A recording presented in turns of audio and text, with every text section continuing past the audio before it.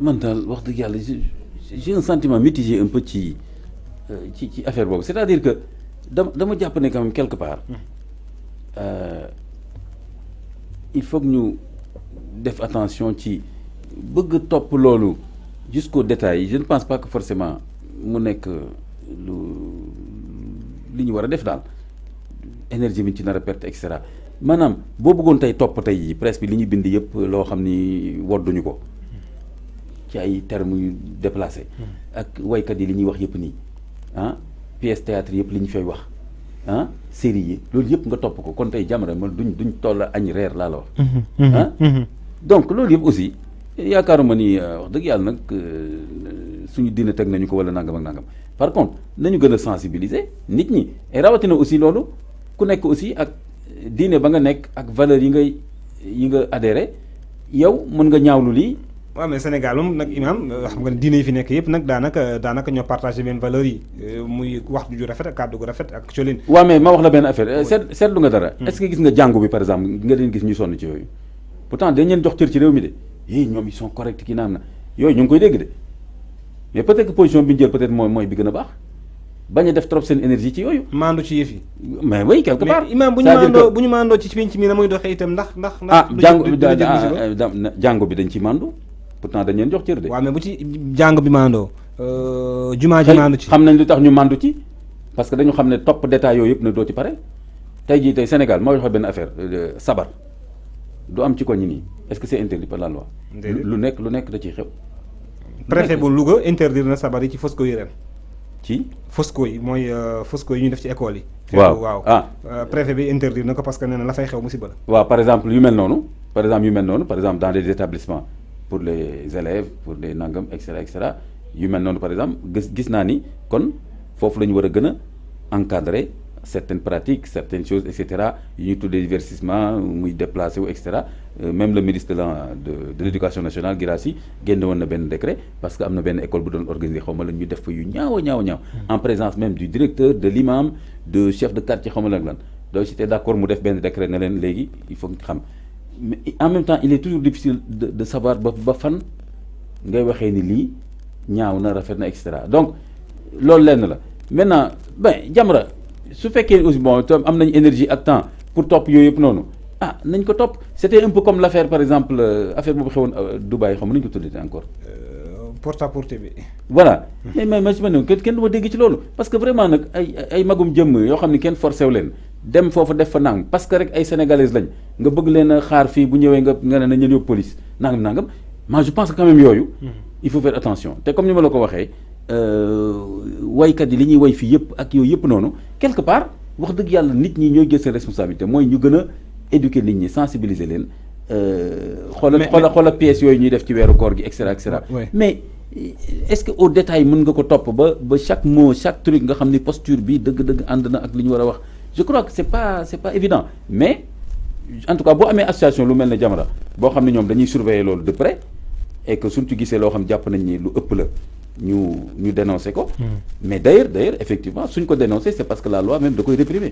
donc dans ce cadre là moom duñu amee énergie pour loolu c'est bon su ko defee yeneen oustaz imam yi ñoom nañ gën a yar nit ñi xutba yaa ngi fii waxtaan yaa ngi fii jàngale yaa ngi fii école yaa ngi fi daara yaa ngi fi ñu gën a jox nit ñi ay valeurs par rapport ak ça donc mais quand même gis nañu quand même taxawaayu Jamra ci yenn ci question yu ni mel muy seen diggante ak Rangou gis nañu justement ba finalement jot nañoo remettre les points sur les i par rapport ak dérapage yu jëmm jooju doon def mais yaa gisee aussi quoi qu'on puisse dire bu fekkente ne dañu waxal yàlla gis nañu également son mode d'habillement bi nga xamante ne c'est pas du tout quand même apprécié par beaucoup de Sénégalais par rapport ak valeurs yi nga xamante ne moom lañu incarné notamment aussi les paroles yi nga xamante ne daf ko je sais donc c'est pour ñuy suivre ak aussi les paroles yi muy utiliser un peu dans la provocation donc on a besoin quand même de ces personnes là comme Matar Gueye par exemple qui ont une équipe bien structurée parce que moom loolu loo xam ne man moo ko diglu mais damaa am ñi may seetal di ma wër di ma jox di ma informer donc ñooñu également ñoom may teg ko aussi ci yoon parce que ñu fi jàpp aussi du woote ne jug leen ñu dem soñ ngi diw mais daf leen di porter plainte. Donc ce qui veut dire que comme li ngay wax justement quand on a des choses à régler justice moo fi nekk dañu war a référer ci justice bi. waaw bien sûr. et moo tax day ñoom suñu demee justice sax souvent dañu leen di jàpp. parce que y a la loi attentat à la pudeur ak yeneen yu bëri yoo xam ne même dans les pays européens. tey jii par exemple en Europe France fu nekk et cetera. y a des plages de nudité et cetera. Mais booy doxee ci diggu yoon yi def kii ñu jàpp la. Donc effectivement dëkk bu nekk nag jusqu'à quel niveau lay permettre lii ak lii. Loolu question la maintenant am na yoo xam ne bu dee c'est dans l'espace privé et cetera. Loolu vraiment buñ ci sonn.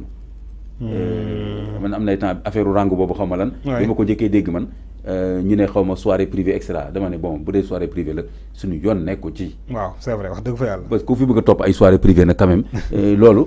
tamit vraiment suñu yoon newu ci même ci l'islam nii li nit ki di woote ci benn ruq ay nit fekk ko fa suñu yoon newu ci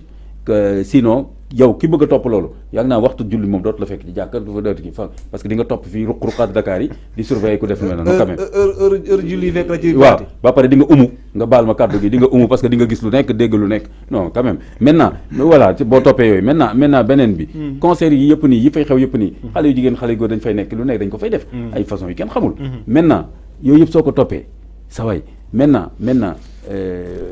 lu mu tuddati moo tax affaire rangu boobu bi ma ko déggee man leen noonu mais par contre bind naa benn ci sama page Facebook bind naa ay conseils envoyé ko rangu. ok macha allah. waaw mën nañu xaar ci yow loolu nga def li ni mel aussi ci Mia wala. pourquoi pas. Mia nag dama koy dégg rek musuma dégg kàddoo musuma kaa gis. ok dama koy dégg rek mais xam nga benn kii la xam nga nu ñu koy waxee benn phénomène social la buy répété wu tout le temps donc rek ma ne boobu ban la man bi ma déggee rek ma ne bu bees boobu ban la. ok waaw voilà mais bien sûr su fekkoon dossier bi kii na damay bind encore ay conseils. par exemple comme rango dama ko bind conseil ne ko jullit nga ci li ma xam. dégguma ni murtad nga dégguma ni wedd nga l'islam mais da nga jàpp ne daal sa àqu yelleef la nga mel lu la neex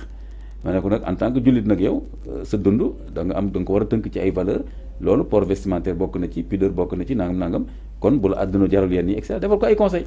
macha allah te muy nga yem fa. voilà moom moom cëggal guyam la mu jëfe ko wala mu ñàkk a jëfe. mu ngi noonu.